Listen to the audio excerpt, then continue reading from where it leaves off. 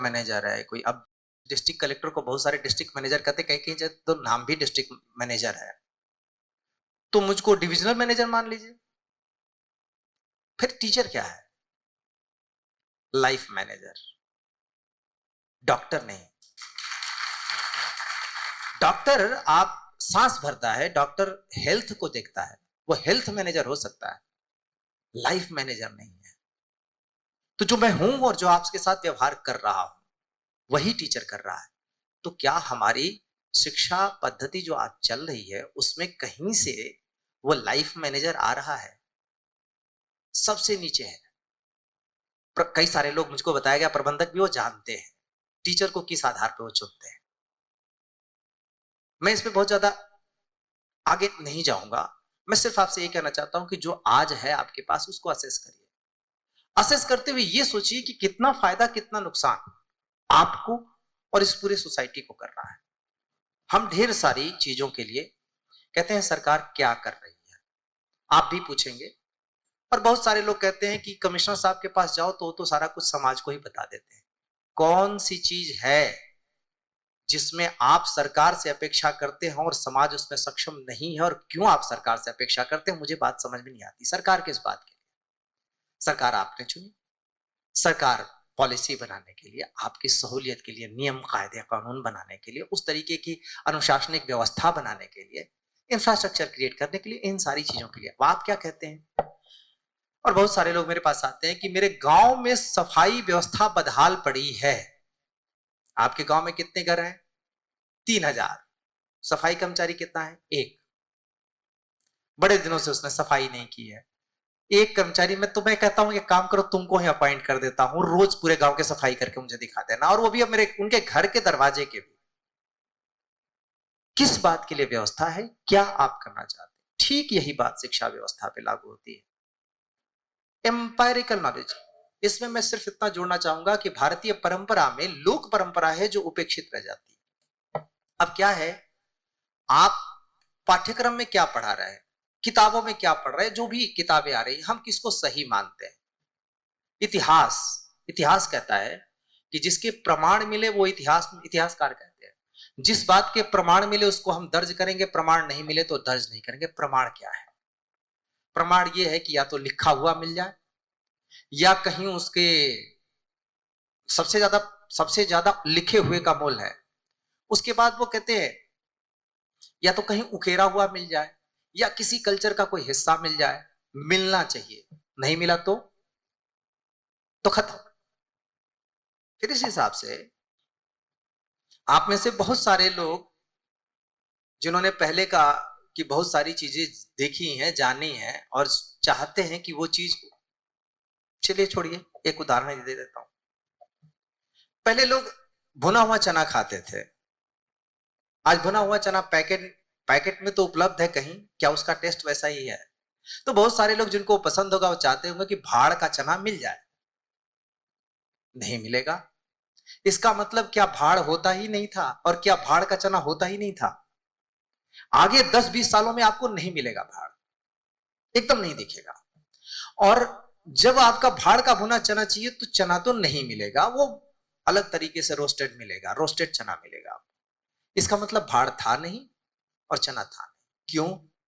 क्योंकि उसकी किसी ने फोटो नहीं खींची, क्योंकि किसी ने उसको लिखा नहीं, इसलिए वो था ही नहीं। ये इतिहास है। क्या ये हम बच्चों को पढ़ाएंगे? सवाल यही है कि हम किस तरीके से उनको सिखाएंगे, हम किस तरीके से सीखते थे, कहां से सिखाएंगे? मुझे तो खुशी होगी कि आज शिक्षा शिक्षा और विद्यालयों से जुड़े लोग बुलाए गए हैं। कभी परिवारों पे भी बात हो, क्योंकि पहली पाठशाला तो वहीं से शुरू होती है। जो व्यवहार करना सीखता है बच्चा, वो वहीं से सीखता है। गार्जियंस की ये हर जगह पे एक स्तर बांध के हर एक गार्जियन से बात करने की जरूरत है। कल को आप जो शिकायत करते हो कि मेरा बेटा बिगड़ गया, उसको बहू ने बिगाड़ दिया, आप पहले एक बार देखोगे कि आपने बिगाड़ा या बहू ने बिगाड़ा, किसने बिगाड़ा? और बहू को किसने बिगाड़ा? बहू भी तो किसी की बेटी थी। कहां से क्या बिगड़ रहा है? हम शिकायत कर रहे हैं, हम अपने सिस्टम को नहीं देख रहे हैं कि एक एक दिन आगे बढ़ रहे हैं। अब तो हालत ये है कि अगर दादाजी को रिलेवेंट होना है प्रासंगिक होना है सबके बीच में, तो वो भी बच्चों की, क्या है वो ICISN की पता नहीं क्या कुछ गाना होना है एनिमल फिल्म का, उस पे दादाजी भी डांस कर रहे हैं, देख रहा हूं अपनी रामायण छोड़ के पीछे वो भी डांस कर रहे हैं, बच्चे खुश हो रहे हैं, दादाजी भी डांस कर रहे हैं, उनका वीडियो बना के डाल रहे हैं, देखो। मैंने पूछा ये गाना कौन सा है, तो बताने लगे कोई ऐसी बोल है उसका। मैंने कहा इसका मतलब क्या है, मतलब नहीं पता। तो मुझे एक चीज याद आ गई, मेरे बच्चे के स्कूल में कहा गया कि वात्सल्य भक्ति की एक कविता बताओ। उसको हुई परेशानी, उसने मुझसे पूछा कि पापा वात्सल्य भक्ति की कविता। अब मेरे दिमाग में तुरंत एक कविता ही, मैंने कहा मैया मैं तो चंद्र खिलौना लई हूं। समझ में ही नहीं आया ये क्या हो गया, ये कौन सी भाषा में आप बता रहे हैं। मैंने कहा अच्छा रुको मैं कोशिश करता हूं। फिर मैंने सोचा कि अच्छा बहुत पॉपुलर भजन है, वो शायद इसके पल्ले पड़ेगी।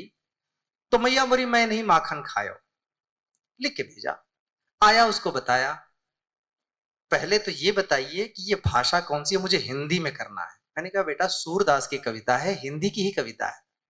कहा ये मैं अपने टीचर से पूछूंगा तो बताऊंगा। धनाक से टीचर से कांटेक्ट किया, कहा ना टीचर करिए हिंदी की तो नहीं है, ये तो किसी और भाषा में है। मैंने कहा बेटा आपके टीचर से मैं बात कर लूंगा, लेकिन ये हिंदी की परंपरा की ही सूरदास की कविता है। उसने कहा याद तो होगी नहीं। मैंने खूब कायदे से उसको याद करवाया। शाम तक मैं 4 बजे गया हूंगा, मुझको लगता है कि 8 बजे तक याद भी करवा लिया पूरा, उसको दिखा के समझा के इसका मतलब क्या है याद कर लिया। उसके बाद उसका इंटरेक्शन टीचर से हुआ। टीचर ने उसको कविता बोलते देखा, कहा इसका मतलब क्या है समझाओगे। तो उसको डाउट हुआ, इसका मतलब ये ठीक नहीं, आप बताइए कोई कविता। फिर इंटरनेट से कोई कविता ढूंढी गई जो चलताऊ लिखी हुई थी, और उसको याद किया। मुझे नहीं पता चला, मैं तो खुश था कि चलो बच्चे को एक कविता मैंने याद करा दी। अगले दिन पता चला कि बेटे को सेकंड प्राइज भी मिल गया। मैंने बहुत बढ़िया, मैंने कहा कि देखिए मैंने आपको बताया था ना, वो कविता आपने बोली और देखिए प्राइज मिल गया। कहा नहीं उस पे नहीं मिला। मैंने कहा किस पे मिला, तो उसने जो कविता दिखाई किसी चलताऊ ने सोशल मीडिया वीडिया पे लिखी होगी। न उसका सिर था न पैर था, न कहीं उसका रिद्म मिल रहा था, कुछ भी नहीं मिल रहा था। आप सोचिए मुझे कैसा फील होना चाहिए एक फादर के तौर पे, एक गार्जियन के तौर पे। सूरदास हिंदी के कवि नहीं है, ये टीचर को नहीं पता। मैं उस टीचर को भी दोष नहीं दूंगा, क्या पता किसके क्या बैकग्राउंड, हम क्या पढ़ा रहे हैं, हम कौन सा तर्क पढ़ा रहे हैं। मैं सिर्फ एक कविता से किसी टीचर को नहीं आंकना चाहूंगा, लेकिन मैं ये सोच रहा हूं कि हम सीरीज में चीजों को क्यों नहीं लेके चल रहे हैं। क्या अंग्रेजी, क्या हिंदी, क्या परंपरा, सारी उन्होंने बता दी। लोक परंपरा आपको कितना सिखाती है और क्या सिखाती है, व्यवहार कैसे आप करेंगे, किसी ने नहीं सिखाया। किसी शास्त्र में नहीं लिखा कि सवेरे उठ के, मैंने उस बच्चे को फिर उसके बाद कहा था कि जो मैंने कहा कि वो जो कुछ गैप देने के बाद मैंने कहा वो कौन सा सॉन्ग है जिसपे आप बहुत बढ़िया डांस करते हैं, जरा चलाइए। चलाया। मैंने कहा बेटा ये कौन सी भाषा में है। कहा ये तो पता नहीं। मैंने कहा इस पे डांस तो आप कर ले रहे हैं। फिर मैंने जो कविता बताई उस पे नहीं। ये अपने टीचर से जरूर पूछिएगा कि ये वाला सॉन्ग अच्छा है नहीं है, और इस पे कैसे डांस किया जा सकता है। तो हम कहीं कुछ मिस कर रहे हैं।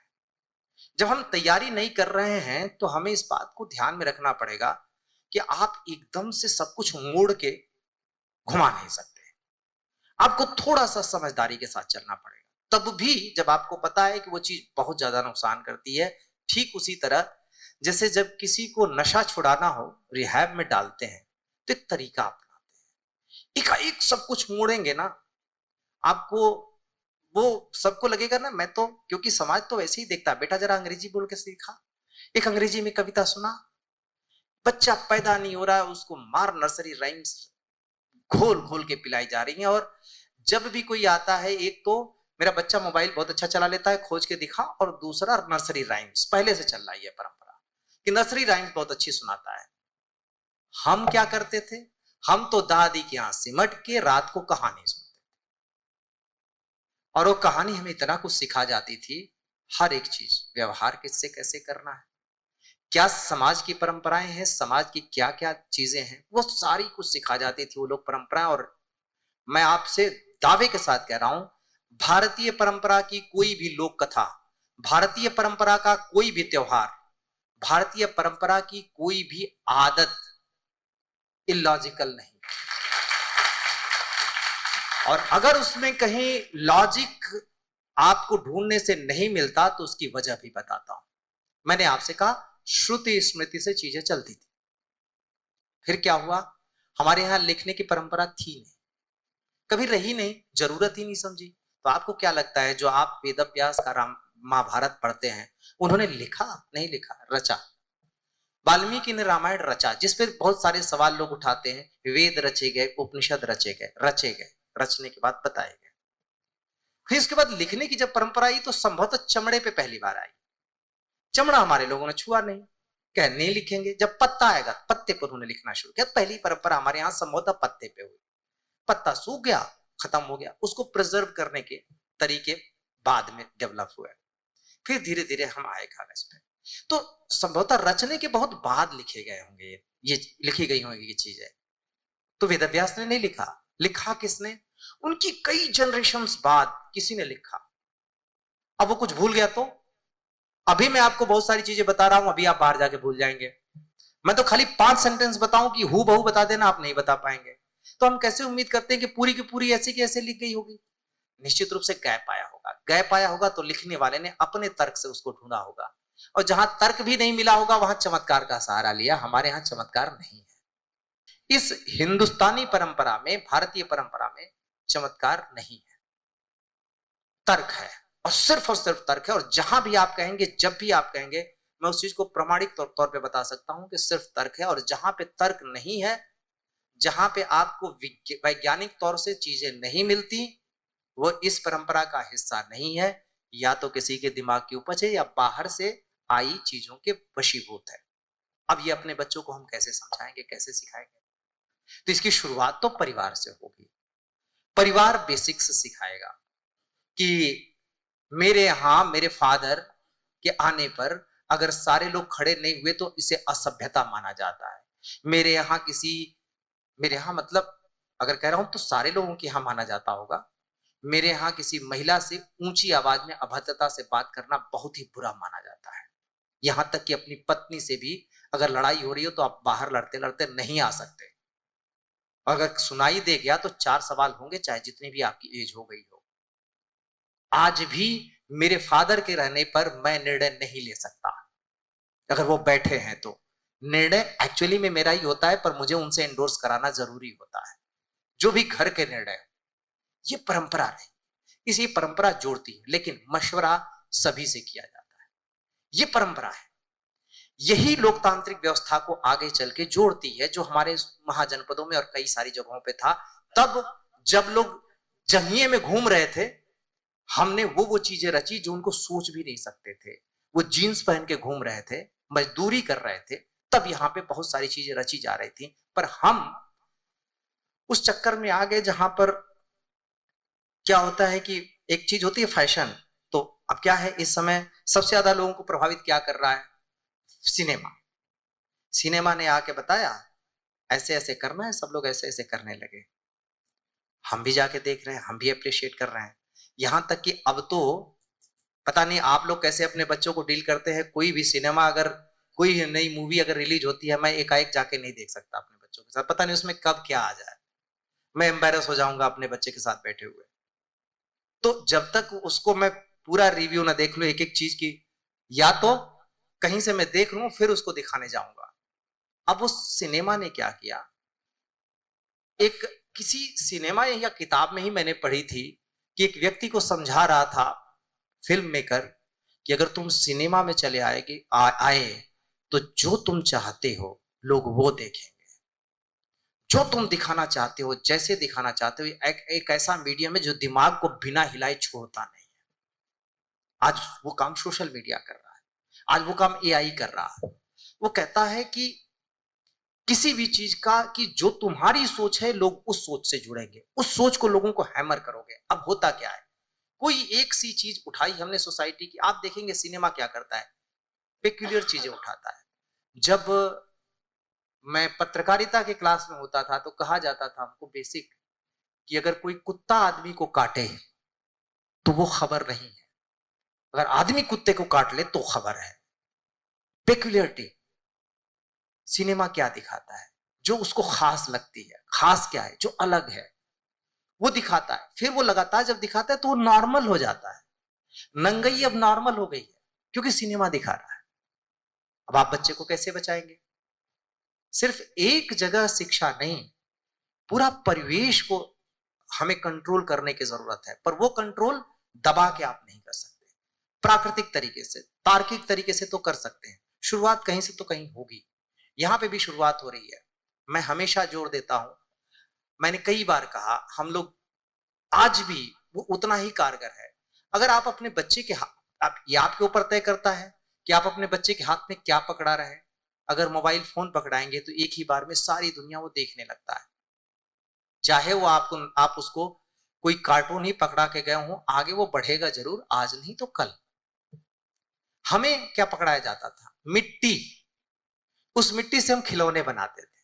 सबकी अपनी अपनी कल्पना होती थी। कोई अपनी गाड़ी बनाता था तो कोई जीप जैसी गाड़ी बनाता था, कोई एक नए तरीके की गाड़ी बनाता था। गाड़ी में भी कोई पहिए डाल के डगर उसको पूरा घुमाता था। बहुत सारी चीज, क्रिएटिविटी थी। मैं एक ओनरशिप थे, ये मैंने क्रिएट किया है।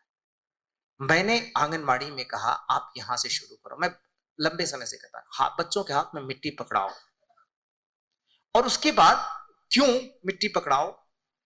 समस्या आ गई है परिवार के लिए भी और समाज के लिए भी। जो ग्रेजुएशन कर रहा है, जो पोस्ट ग्रेजुएशन कर ले रहा है, वो कहता है कि मैं ये काम थोड़े ना करूंगा। और वो वाला काम अगर मजबूरी करा भी रही है तो यहां नहीं, अहमदाबाद में जाके ठेला लगा रहा है। यहां ठेला नहीं लगाएगा। यहां तो बिना पढ़े लोग ठेला लगाते हैं। वो क्या करता है? वो कोई भी ऐसा काम नहीं करेगा जिससे धूल मिट्टी लगे। एक एज के बाद वो कहता है मैं ये काम करने के लिए थोड़े बनाऊं। मैं तो पोस्ट ग्रेजुएशन में पीठ पर धान का बोरा, 50 किलो का धान का बोरा, बहुत वजनी होता है, सीढ़ी पे उठा के चढ़ाता था। क्यों? क्योंकि मेरी मदर कहती थी कि जिंदगी किस मोड़ पे क्या इम्तिहान लेगी, किसको पता। मैं नहीं चाहता कि मेरे बच्चे भूखे मरे। उनके पास हर एक चीज का साधन होना चाहिए। कितने परिवार हैं, कितने विद्यालय हैं जो बच्चों को सेल्फ डिपेंडेंट होना सिखा रहे हैं। ये घुमा के जीव, घुमा घुमा के अंग्रेजी बोलने से भाई, वो अंग्रेजी बोलने वाले ज्यादा बढ़िया से जीव घुमा के बोल ले रहा है। हम जीव घुमवा रहे हैं। ये अमेरिकन ये टोन है, ये इंग्लिश ब्रिटिश है। तो अमेरिकन वाले में बोलो, इसमें बोलो, क्या ही है। हम उनको क्या क्या तरीके सिखा रहे हैं। मैं उस जो नौकरी वाली बात है वो बोल चुके हैं, मैं उस पर जा ही नहीं रहा हूं। छोड़ दीजिए उस बात को कि मेरे दादाजी बताते थे कि उनके टाइम में नौकरी करना बहुत हीन माना जाता था और इसलिए उन्होंने कभी नौकरी नहीं की। बड़े पहलवान थे। उनके बेटे ने यानी मेरे फादर जब टीचर बने तो उन्होंने कहा चलो ये कम से कम नौकरी तो नहीं है। उनकी नजर में टीचर नौकरी करना नहीं था। टीचिंग एक सोशल, एक बड़ा काम था, एक ब्रॉडर। और उसका इम्पैक्ट मेरी लाइफ में इतना पड़ा कि मैं भी शुरू में टीचर ही बनना चाहता। तो जाहिर सी बात है पहले के पैरामीटर्स जो हमारी लोक आदतों से फिक्स हुए थे वो अलग तरीके के थे, अब अलग तरीके के हैं। इन सबको हम अपनी शिक्षा पद्धति में कैसे समाहित करेंगे कि उस बच्चे को शेप कर सके। अब तो स्कूलों को इतना भी अधिकार नहीं कि एक थप्पड़ मार दें किसी को। चलिए छोड़ दे, थप्पड़ तो दूर की बात होगी। अब तो कस के डांट दिया, अगर जाके उसने कुछ कर कुरा लिया तो टीचर के ऊपर आके, विद्यालय के ऊपर आके तोड़फोड़ शुरू हो जाएगी। ये किसने सिखाया? इतना नाजुक सुकुवार बच्चे कहां से पैदा हो रहे हैं, मुझे समझ में नहीं आ रहा कि किसी ने डांट दिया तो तुम हर्ट हो गए। कौन सिखा रहा है? क्या टीचर वहां से सिखा पाएगा? एक ऐसी पद्धति की आवश्यकता है जहां पर उसको मजबूत होना सिखाया जाए। बात इसकी नहीं कि आप उसको पीटेंगे, बात इसकी नहीं है कि आप उसको प्रताड़ित करना या शारीरिक दंड देना आवश्यक है, पर उसको मानसिक रूप से मजबूत होना तो बहुत आवश्यक है।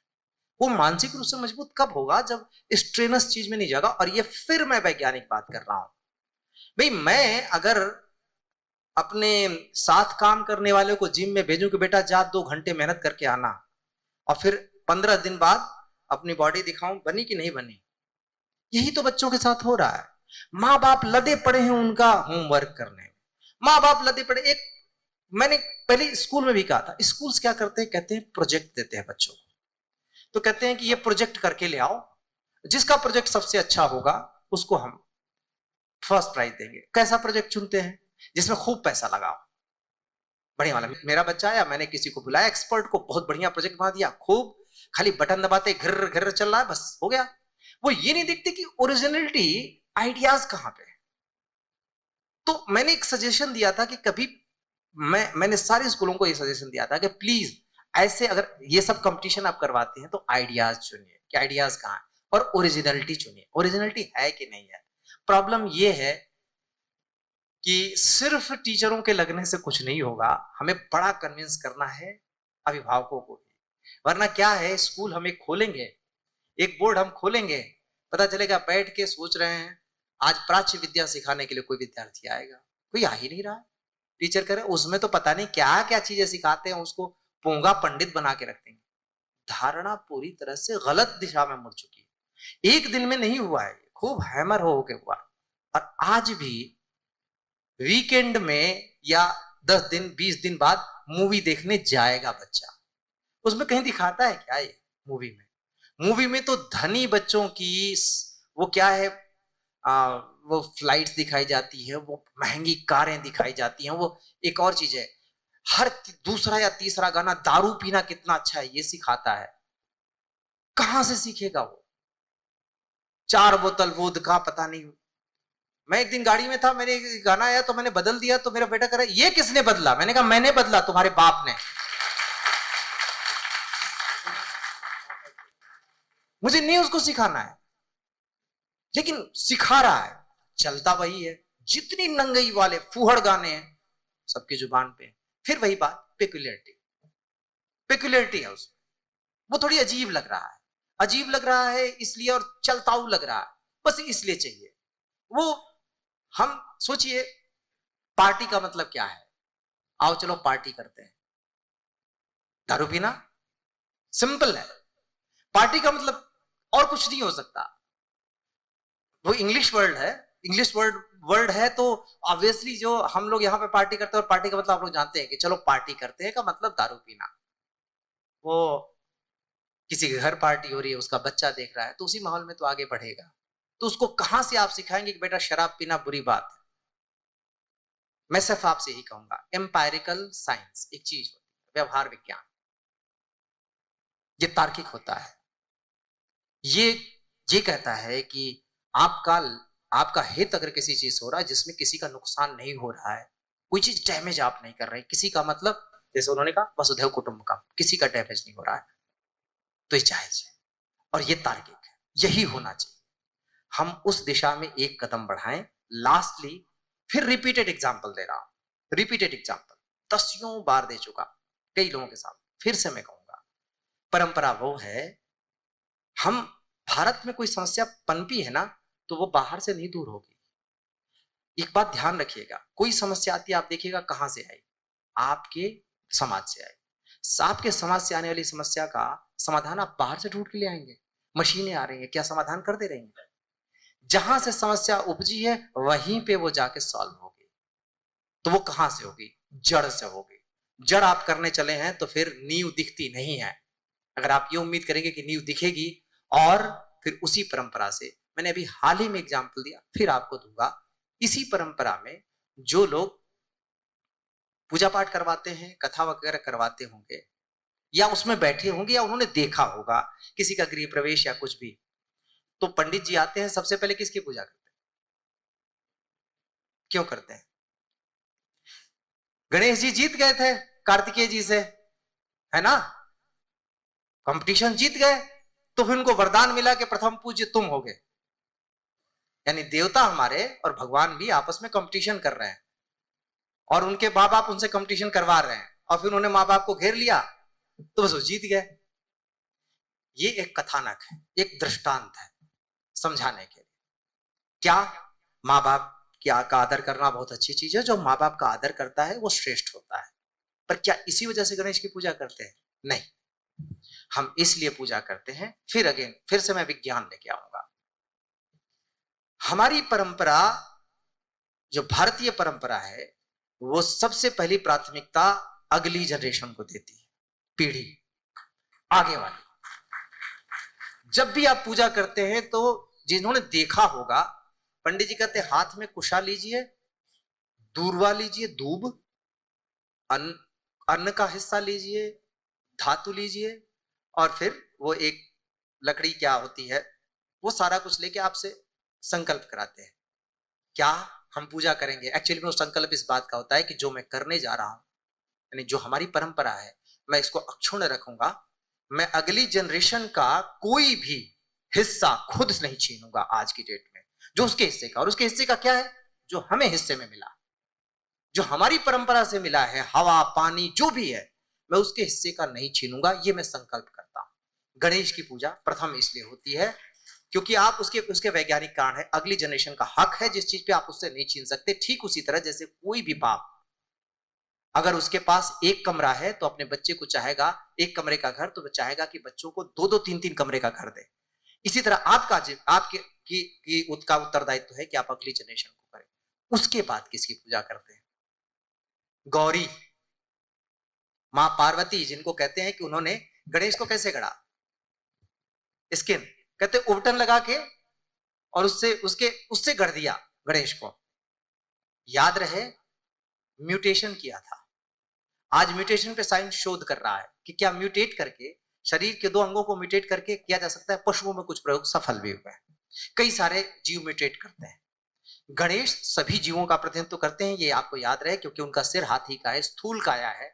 यानी आप आकार देखिए तो लगता है कि सभी जीवों का प्रतिनिधित्व करते हैं, केवल एक मनुष्य है देवता का नहीं। तो जाहिर सी बात है उसी वैज्ञानिक परंपरा की स्थापना मां पार्वती ने की, पहला गढ़ा गणेश। अब कार्तिकेय बड़े भाई कैसे हो गए, बड़ी लंबी कहानी है, अभी मैं उस पर नहीं जाना चाहता।